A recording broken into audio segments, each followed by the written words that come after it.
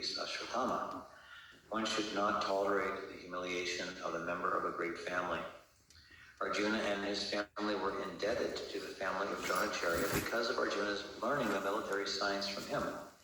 If ingratitude were shown to such a benevolent family, it would not be at all justified from the moral standpoint.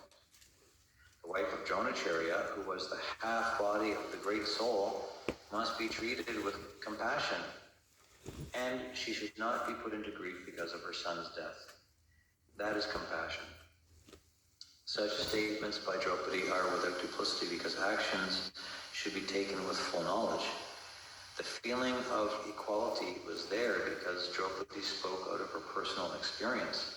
A barren woman cannot understand the grief of a mother. Draupadi was herself a mother, and therefore her calculation of the depth of Kripi's grief was quite to the point, and it was glorious because she wanted to show proper respect to a great family.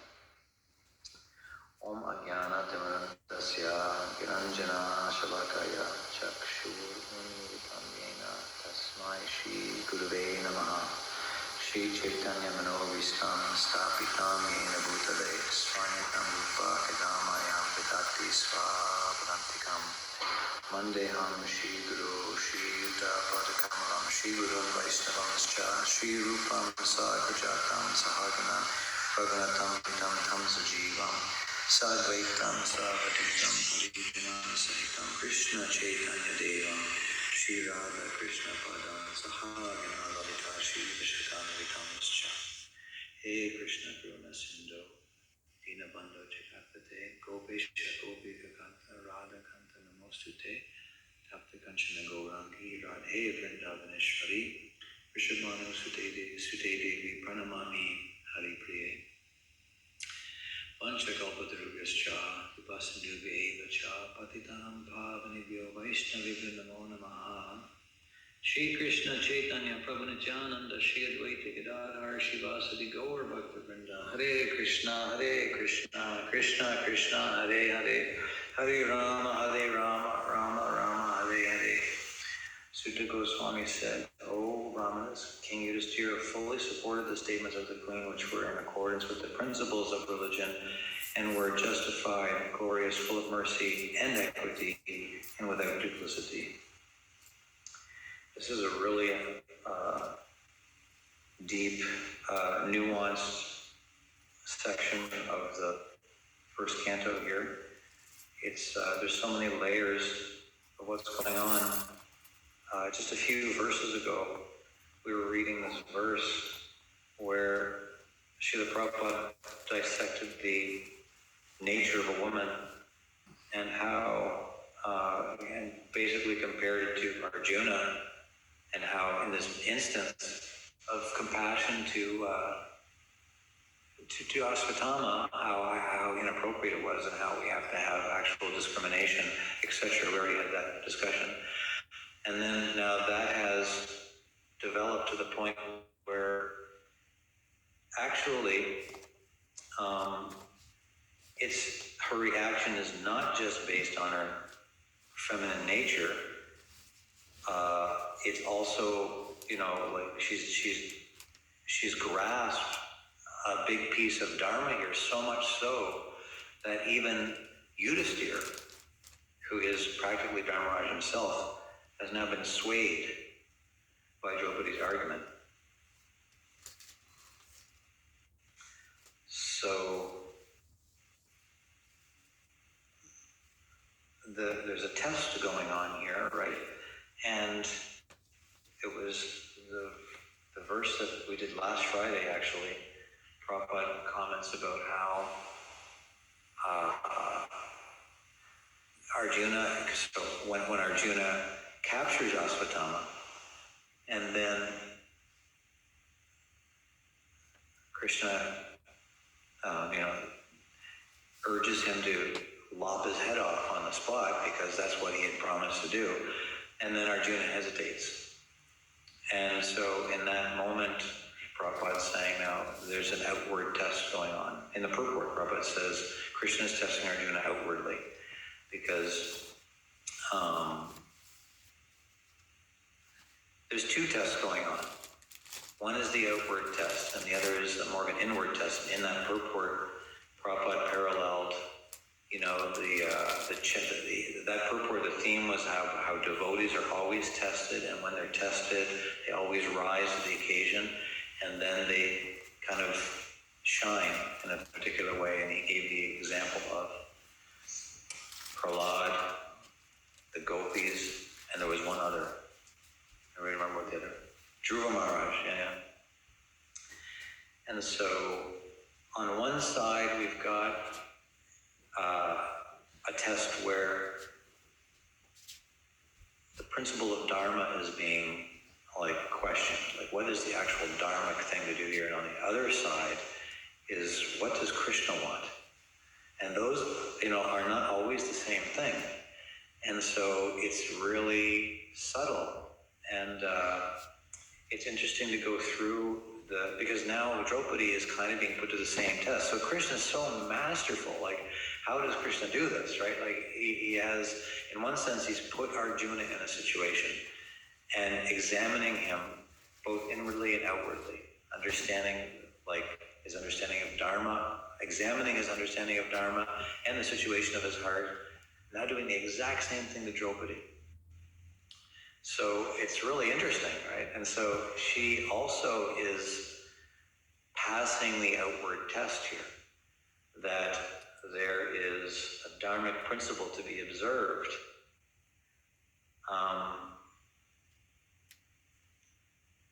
Yet we'll see that still that is not, it's not the dharmic principle that we're going to, that's going to resolve this. It's like I lost the verse 1 minute.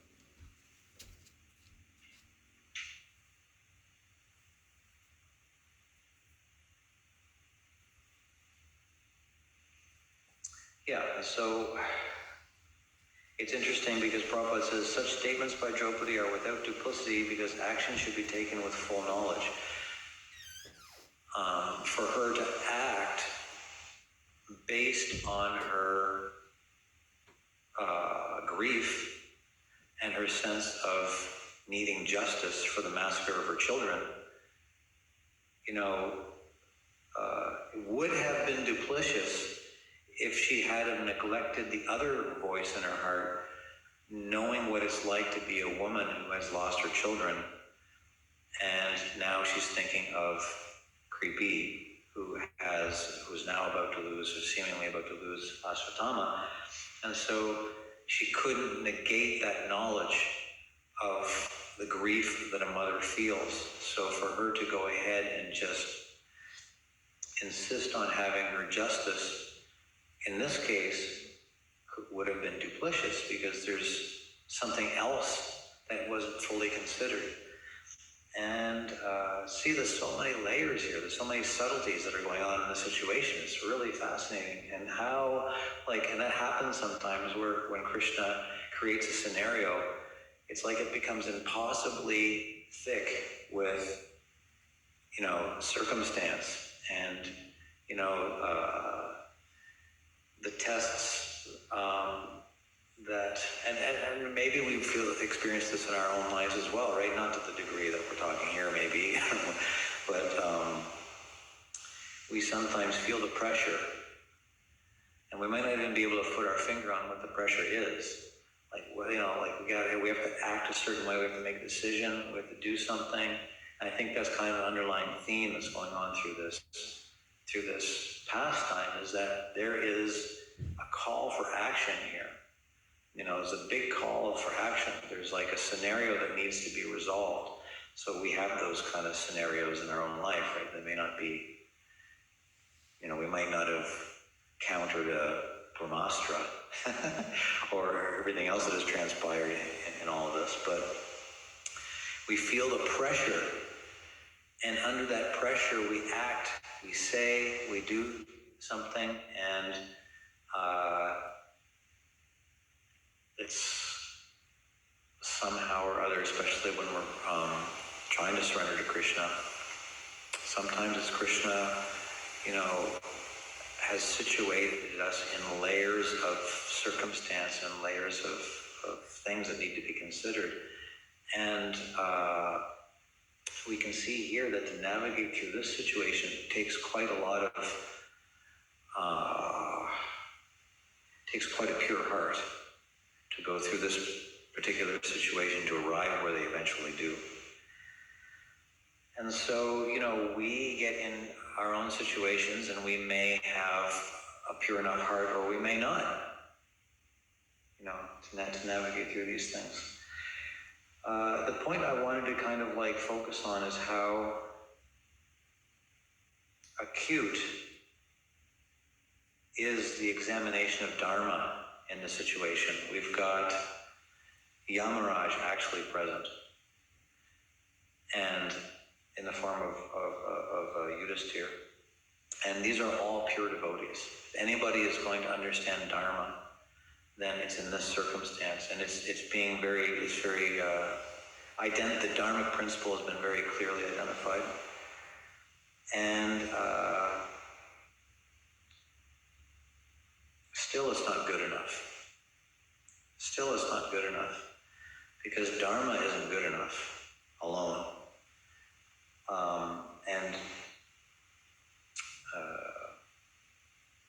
If only it was so easy that we could just, understand a principle or a rule and just follow that and know that we're good. And that indeed is the desire of the neophyte devotee, actually, that we want everything to just be black and white. This is good, that is not good. And if we simply do the ritual, do the ceremony, do the prescribed duty, then everything else is taken care of. But as we go forward in Krishna consciousness, we actually encounter that that's not always the case, that there's other things to be considered, which is Krishna consciousness is on a completely other level. Like there's the Dharma, the rules, the regulations, the principles, those are certainly needed. Those are our rail posts, you could say, we need that for our stability, for our foundation, but we're meant to go beyond just a dharmic understanding of things and beyond just a ritualistic understanding of things or a social context understanding of things, and rise to what actually Krishna would like us to do. And those things, that kind of, so Krishna consciousness transcends the rigidity, the atmospheric rigidity of just Dharma alone. Does that make sense? Sometimes a temple can have almost an atmospheric rigidity where everything is very, very and it can be very comfortable in that sense, where when we come here, there's an expected, everything's expected and predictable, you could say. But it's just not like that, it's not like that in Krishna consciousness. Everything is not predictable.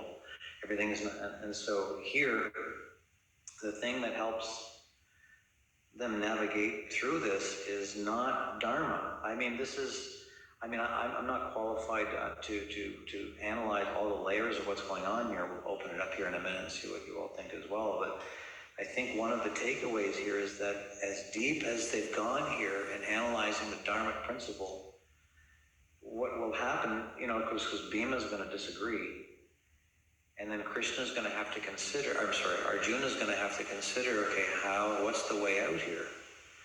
And it's not just his dharmic understanding that takes him through. It's like his because he's a pure devotee, and he can be the instrument of Krishna. And that's the point. We can act, we can transcend, not on our own strength, not on our own discrimination, but by somehow making ourselves qualified to be instrumental in Krishna's will. If we can somehow purify our heart to that stage where we just become a utensil for Krishna, if we just become an instrument, then then we feel Krishna's will moving through us.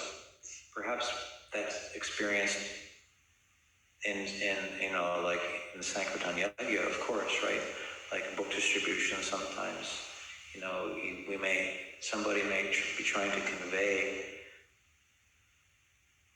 trying to connect with another soul, and what kind of, who are we to even attempt that, right? Like it's souls that have been, including ourselves, loitering in the material creation since time immemorial, and what kind of mystic power does it take to connect from one soul to the other? Sometimes a book distributor may find words coming out of their mouths that they didn't even expect.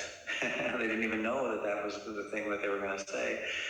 And so somehow placing oneself in the hands of Krishna, then an unexpected, unpredictable realm of Krishna consciousness opens up that is way beyond the realm of dharma and ritual and ceremony and things like that, right? Krishna consciousness is so super dynamic and unpredictable and blissful and ecstatic. And it's not that we neglect, like it's not like they're neglecting dharmic principles here, deeply considering it, deeply trying to tally everything. But at the end of the day, how does the situation get resolved? It's quite complex. All these things are taking place, because Arjuna is so intimately connected with Krishna, he can somehow surrender in a way that allows his thought processes, actions, words to just be actually Krishna, just moving through him to resolve the situation in a way that's pleasing to everybody. And to get to that state of Krishna consciousness is actually possible even today because of the Sankirtan Yajna. This is a very, you could say, remarkable pastime because it's Krishna's personally present, like with his associates. So it's like having a glimpse of the spiritual world. These are not regular conditioned souls. These are Krishna's intimate associates, and they're navigating a situation here, and the end result is very glorious.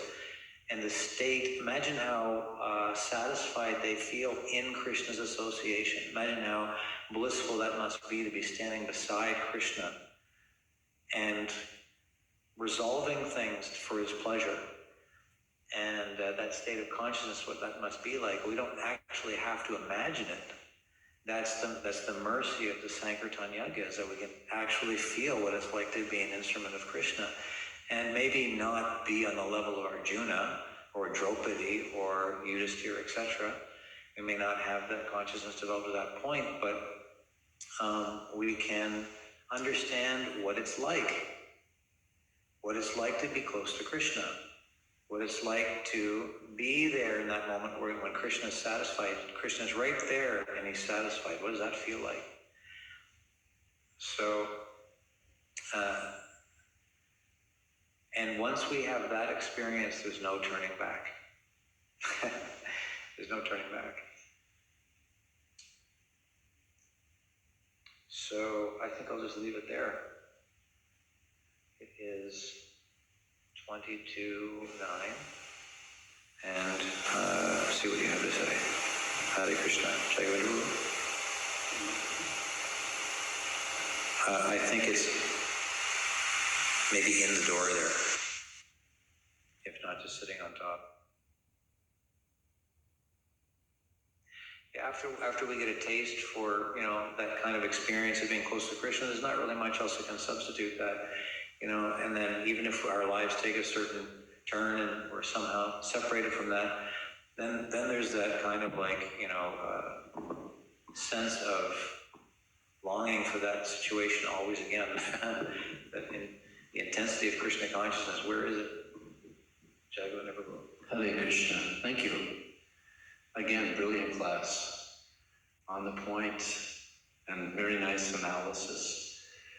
So, it's interesting that Krishna, he's right there in front of everybody. And he's telling them, kill him, and kill Ashwatthama. Arjuna's in agreement. Bhima, certainly in agreement.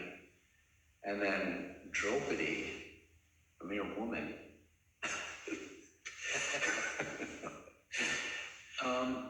Krishna's right in front of her, and yet it appears that Krishna's inspiring her from within a super soul. And she comes up with the proper dharmic situation. And you were talking about the atmosphere being rigid. And this whole thing is a classic example of niyamagraha. Rupa Goswami's Nectar of Instruction, second verse, Atyahara Parashasha, Prajapa, Niyamagraha. Niyamagraha means, not following rules and regulations, but it also means just following rules and regulations in a rigid manner. And this seems to be what this discussion is like. It's like, on the one hand, these are the proper rules. These are the, anyway, I saw that particular aspect. It's like, and the fact that the amazing thing is that Draupadi comes up with a perfect solution, and of course, being a woman and have to be respectable to a respectable family and so many different reasons. So anyway, just a few points that I wanted to bring to the table. Yeah, Niyamagraha, the principle of Niyamagraha, it does impact the whole environment, right? Like if we're in an environment where Niyamagraha in that sense is going on, either the rules and regulations are being neglected unnecessarily, right, just whimsically, or the rules and regulations are being unnecessarily, what was the word? Like, just for the sake of following them. Yeah, that's how it's worded in the translation, right? Like, so just for the sake of following, or just neglecting it all because it's whimsically neglecting it. Either one of those is specific atmospheres, right? When you walk into that, you can feel it. Like, what is that? That rigidity feels like something, right? It's like, oh. And then you go the other way, and it's also very unsatisfying when everything's all over the place and chaos. So it's just very unsatisfying. And the right spot is following those rules and regulations for the purpose of trying to understand what does Krishna want and what is the mood of Krishna consciousness that we're meant to cultivate. Thank you, and again, also thank you for a brilliant class. It was interesting that you brought up the testing aspect again, and it's interesting to see that this test is harder than the test that Arjuna just had just before the Battle of Kurukshetra started. Because in that test, Krishna talked with him for 45 minutes and laid it out for him, and well, there's this and there's that, and sort of showed him, what the right thing to do was, and then said, your choice, right? But now Krishna is actually not even having that conversation. He's not giving him the options and telling him the advantages and disadvantages like he did before the war. It's like Arjuna has progressed a little bit and is right away given a harder test. Like there's no summer vacation till the next grade. It's like right away the next harder test, where Krishna actually appears to be asking for a conclusion that he doesn't in the end ultimately really want Arjuna to just surrender to and do. Yes. And we should also remember, like he said, Krishna, there was no time to a further conversation. But as I pointed out before, how much time was there between that there were at the Battle of Kurukshetra, geography and Ekachakra? We have to consider the proper narrative. So it's given in 1 or 2 verses, but it could have been days and days and days of conversation. Oh, you're talking about in this chapter. Okay. Yeah, we're talking about the timeline. Right. If we talk about a timeline, They could have had a whole conversation on the chariot on the way back to the camp, No, way back in the camp, they went all the way to where Draupadi was. So we have to consider the details of the narrative also. Not everything is revealed, and that's why these stories are so fascinating.